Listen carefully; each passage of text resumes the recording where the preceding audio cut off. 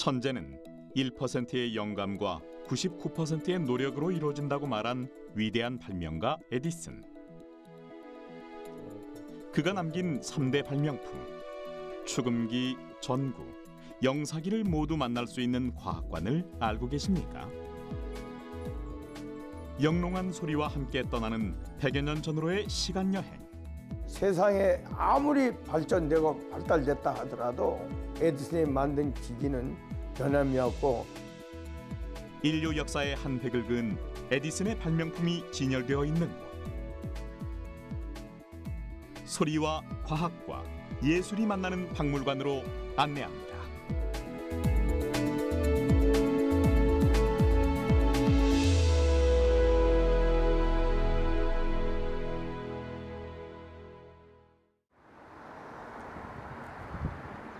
수려한 자연 경관을 자랑하는 강릉의 경포대 호수. 이곳에 오늘 만나볼 박물관이 있습니다.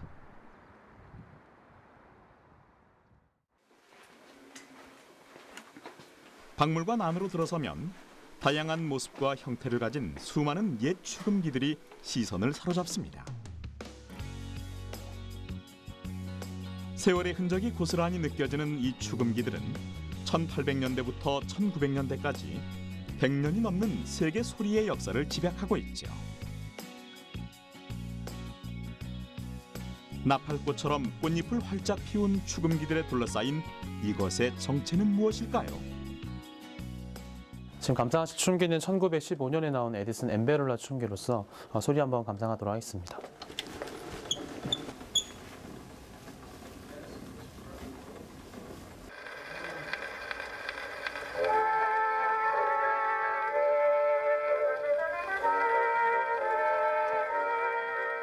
(100년이란) 세월이 무색하게 여전히 맑고 고운 소리를 내는 축음기. 이 축음기는 실린더 형태로서 가장 보편화되어 있는 에디슨 시대의 축음기입니다. 또 에디슨이라는 분은 이제 소리를 제대로 못 들으셨던 청각 장애를 갖고 있었는데, 그러하신 분이 소리를 저장하며 재생하는 축음기를 발명해 가장 위대한 발명품을 축음기라고도 많이 합니다.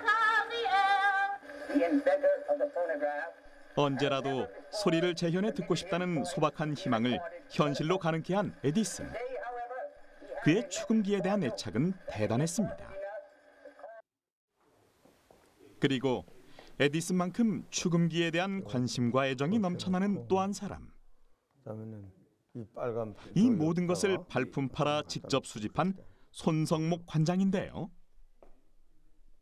손성목 관장은 전 세계 축음기 및 에디슨 발명품의 3분의 1 이상을 수집한 사람입니다.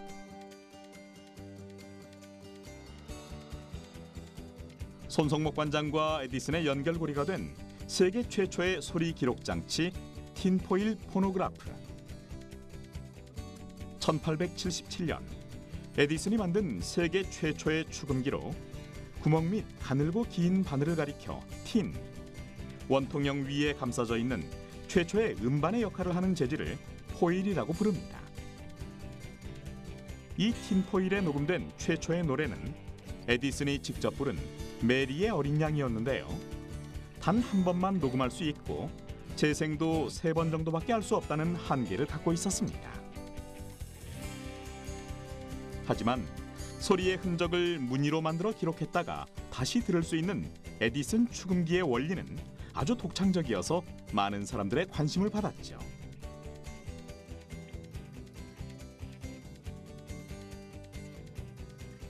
이번엔 에디슨이 발명한 틴포일의 원리를 이용해 1888년 개발된 최고급 틴포일, 버그만 모델 틴포일을 소개하죠. 틴포일 모델 중 가장 대표적인 축음기로 모든 부분이 고급 재질로 만들어졌습니다.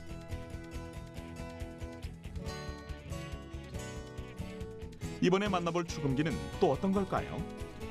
1889년 에디슨이 5일 밤을 새워가며 만든 클래스 M입니다. 단순히 소리를 재생시켜 듣는 단계를 벗어나 음악이라는 형태의 음색을 들을 수 있도록 만들어진 본격적인 축음기죠. 클래스 M을 만들 당시 에디슨은 주석박이나 수축성 있는 밀랍 원통 대신 원반을 써서 만들려고 했다가 바늘이 원반 중심에 가까워질수록 음이 흐려지는 결점이 발생하여 원통형 그대로 세상에 나오게 되었습니다. 여기 보시는 은색 관이 바로 최초의 마이크다라고 보시면 되는데요.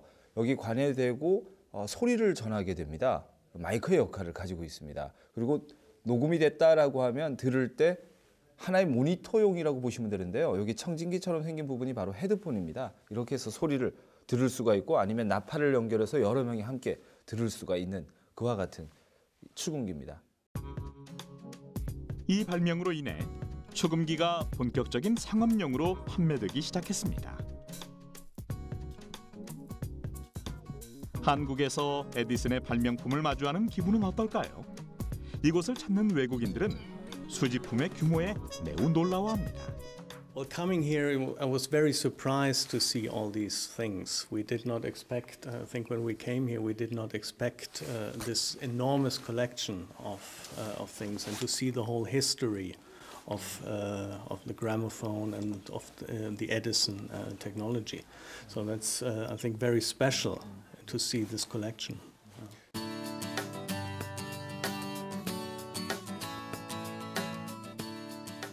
한평생을 축음기 수집가로 살아온 손성목 관장. 그가 전 세계 수집가들에게 인정받을 수 있었던 이유는 무엇일까요? 이 축음기를 수집하는 게 에디슨을 떠나서는 안 되잖아요. 에디슨이 축음기를 먼저 제일 처음에 만들었으니까나. 요즘에 과학이 발달되고 컴퓨터가 발달되니 이런 시대도 아직까지 에디슨 같은 사람은 나오지 않고 있는데 저는 그분을 나도 이 다음에 어렸을 때부터 나도 크면은 에디슨처럼 과학자가 돼야지 하고 그렇게 시작한 거지 않았나 그렇게 생각됩니다.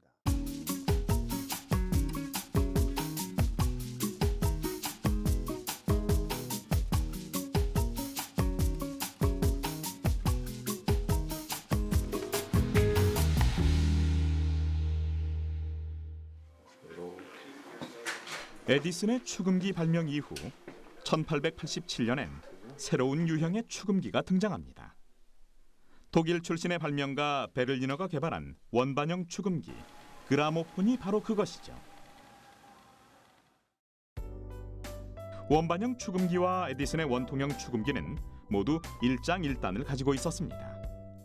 음질의 측면에서는 원통형이 앞섰지만 재생의 측면에서는 원반형이 우수했죠.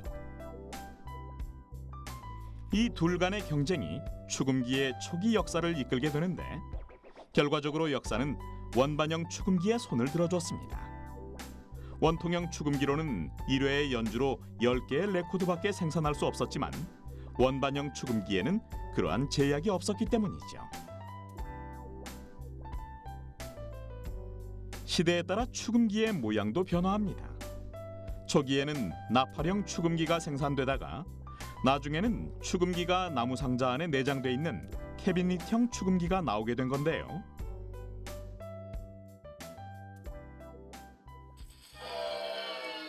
이곳은 축음기가 각 가정의 장식품으로 자리매김한 1920, 30년대의 캐비닛형 축음기와 15개국에서 제작한 150여 종류의 내외장형 축음기가 전시되어 있습니다.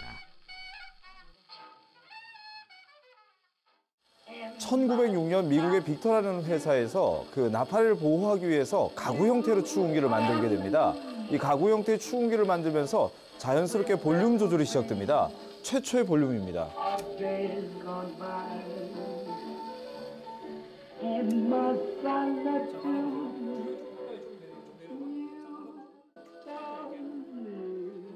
축음기가 들려주는 묵직한 사운드를 듣고 있노라면 시간 여행을 떠나는 것 같은 착각이 들 정도입니다.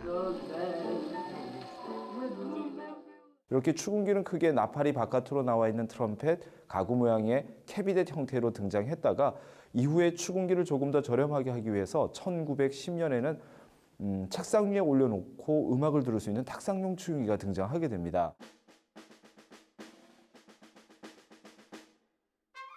1908년 독일의 초콜릿 회사에서 초콜릿을 홍보하기 위해서 만든 유레카 초콜릿 축음기. 초콜릿으로 제작된 레코드판이 아주 인상적입니다.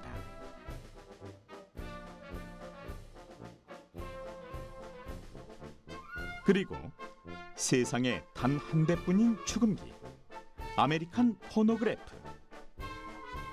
축음기가 특수계층과 상류계층의 주문 생산으로 제작되어 대중성을 갖지 못할 당시 살롱 같은 상업적인 장소에서 동전을 넣고 음악을 감상할 수 있게 만든 축음기입니다. 손성목 관장은 1980년 딱 한 대 남아있던 아메리칸 포노그래프를 사기 위해 아르헨티나로 향합니다. 설렘도 잠시, 공항에서 총상을 입고 돈과 여권을 모두 빼앗기고만 손성목 관장. 그는 죽을 고비를 넘긴 끝에 이 축음기를 수집할 수 있었습니다. 수집가들이 욕심이라는 게 세계 한 점밖에 없다. 또 아주 귀한 거다 하면은 그건 어떤 일이라도 놓치지 말아야 되니까요. 그래서 그게 저 손에 우리 박물관에 들어오게 됐습니다.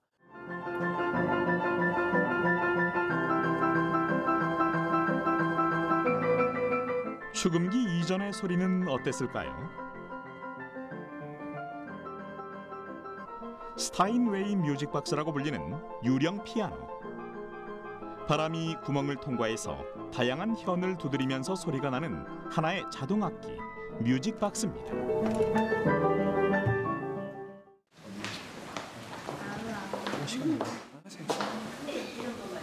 네, 원판은 큽니다. 노래는 한 곡밖에 안 들어가는 게 단점이라서 여기 앞에 보면 노래 제목 적혀져 이 원반은 과연 어떤 선율을 품고 있을까요?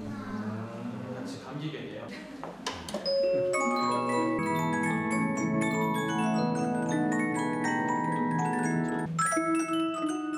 1850년 독일에서 만든 뮤직박스. 폴리폰이라는 회사에서 만들었다 해서 폴리폰이라는 이름을 갖고 있습니다. 상단 부분은 왕관 형태로 디자인됐고 몸체 하단에는 금속 원반 20개를 보관할 수 있는 것이 특징인데요. 호두나무로 제작되었으며 스프링 모터를 사용합니다.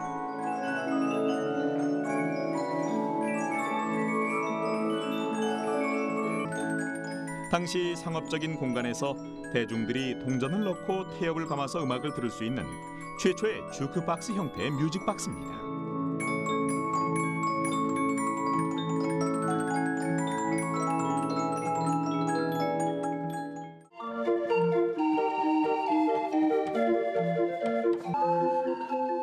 전시관 안을 가득 울리는 스트리트 뮤직박스의 경쾌한 음악 소리. 관람객들의 표정이 밝은데요. 과연 어떻게 감상했을까요? 저는 아날로그 감성이라 너무 좋아요. 그래서 정말 이렇게 여기 살았으면 좋겠어요. 요즘 그 21세기에 없는 그런 좀 따뜻한 소리가 있는 것 같아요. 그래서 그런 사운드를 조금 요즘 과학으로 좀 이렇게 복원을 시키면 어떨까 하는 생각을 해봤습니다.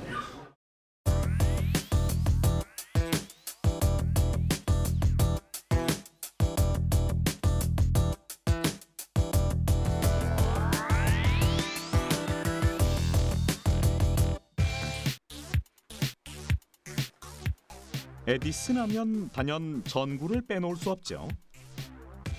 이곳엔 실제 에디슨이 발명한 최초의 전구가 100년이 훌쩍 지난 지금까지도 잘 보존되어 있습니다.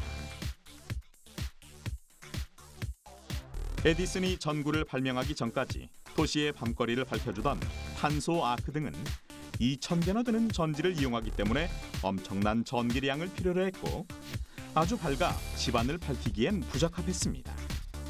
또한 탄소막대가 금방 타버리기 때문에 끊임없이 탄소막대를 바꿔줘야 한다는 결점이 있었죠. 에디슨은 이러한 점을 보완한 전구를 만들기로 마음먹고 실험을 시작했습니다. 그 결과물을 우리는 이곳에서 만나볼 수 있는데요. 1879년 에디슨은 가장 오랜 세월 동안 가장 많은 시행착오 끝에 값싸고 실용적인 전구를 발명하는 데 성공하게 됩니다. 당시 그 양초 17개의 밝기로 약 40시간의 불을 밝히는 최초의 말발굽형의 탄소 필라멘트 전구를 발명하게 됩니다. 에디슨은 전구 개발 과정에서 그가 사용하는 전압은 너무 높아서 어떤 금속이든 녹을 수밖에 없다는 사실을 알게 되었습니다. 그래서 그는 녹지 않으면서 균일한 조명을 낼 수 있는 필라멘트를 개발하게 되었죠. 에디슨이 수많은 시행착오 끝에 만든 최초의 백열전구. 무명시를 탄화시킨 탄소 필라멘트를 사용하여 25척광의 밝기로 약 40시간의 수명을 자랑합니다.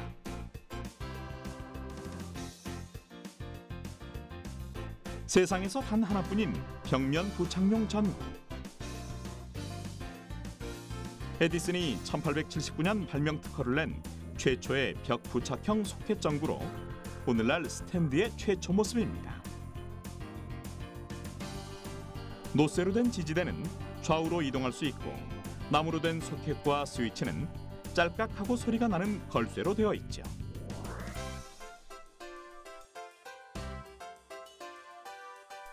이 박물관에선 어디에서나 에디슨의 흔적을 만날 수 있습니다. 그만큼 손성목 관장의 자부심도 대단한데요. 미국에도 또 영국 뉴저지에 에디슨 연구소가 있습니다. 에디슨 연구소지 에디슨 박물관은 없습니다. 세계적으로 가장 크고 가장 많은 기기를 가지고 있는 박물관이 전 세계적으로 여기 하나밖에 없습니다. 인류 역사상 가장 위대한 발명 중 하나인 전구를 뒤로하고 세계 최초의 영사기를 볼 수 있는 영화 박물관으로 향합니다. 생전 소리와 빛뿐 아니라 사진 장치에도 관심이 많았던 에디슨. 이곳엔 최초의 영사기인 키네토스코프를 비롯해 극장용, 교육용, 가정용 등 150여 개의 영사기와 에디슨 전기회사의 대표적 생산품인 다이나모 발전기와 배터리 등이 전시되어 있습니다.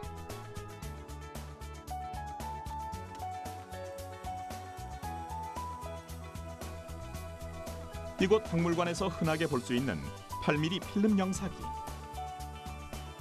오랜 시간이 지난 지금까지도 그 당시의 영상을 보여주며 이곳을 찾는 관람객들의 호기심을 자극합니다.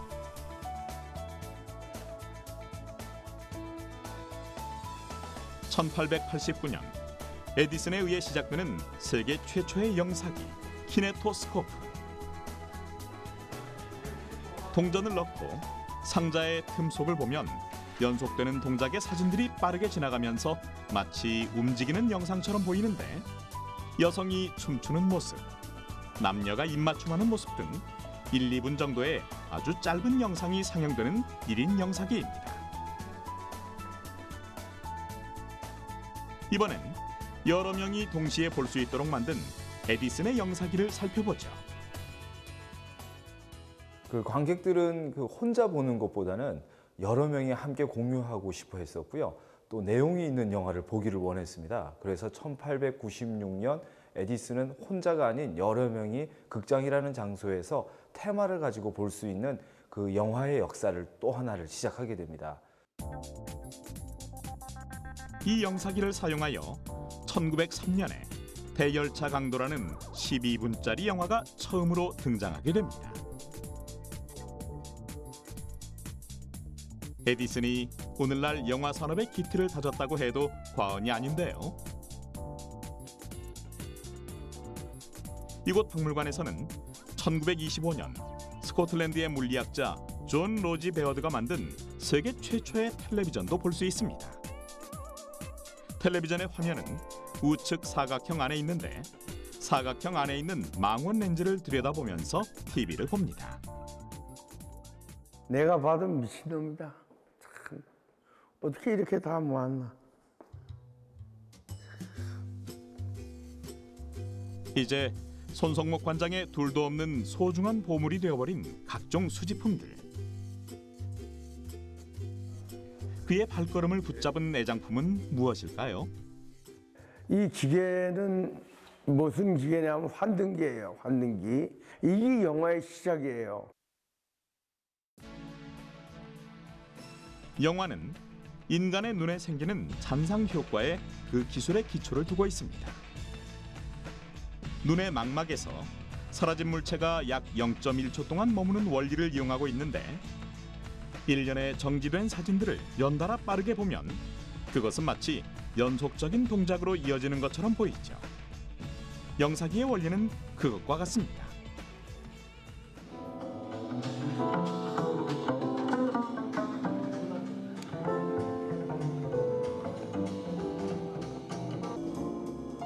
소리에 이끌려 에디슨을 알게 되고 그의 성실한 외길 인생에 존경의 마음을 가지게 돼 한평생을 에디슨 발명품 수집에 힘써온 손성목 관장.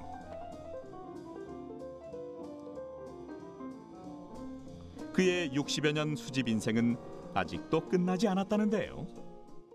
수집은 제가 살아있는 한 수집은 계속해야 되고 다음 달에 또 지금 한 콘테나 들어옵니다.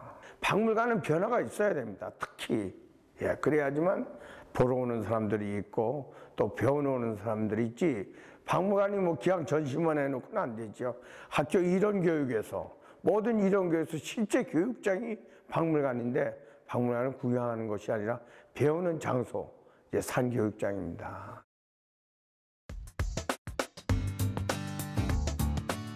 에디슨의 발명품들을 잘 보존해서 후세에 더 많은 사람들이 그의 발명품을 직접 만나길 바라는 손성목 관장. 이렇게 가까이서 에디슨의 천재적인 발명품들을 만날 수 있는 건 에디슨을 진심으로 존경하고 그를 닮아가고자 하는 손성목 관장이 있었기 때문입니다. 그의 노력과 열정이 있는 한 에디슨의 위대한 발명품은 영원히 우리 곁에서 살아 숨쉴 것입니다.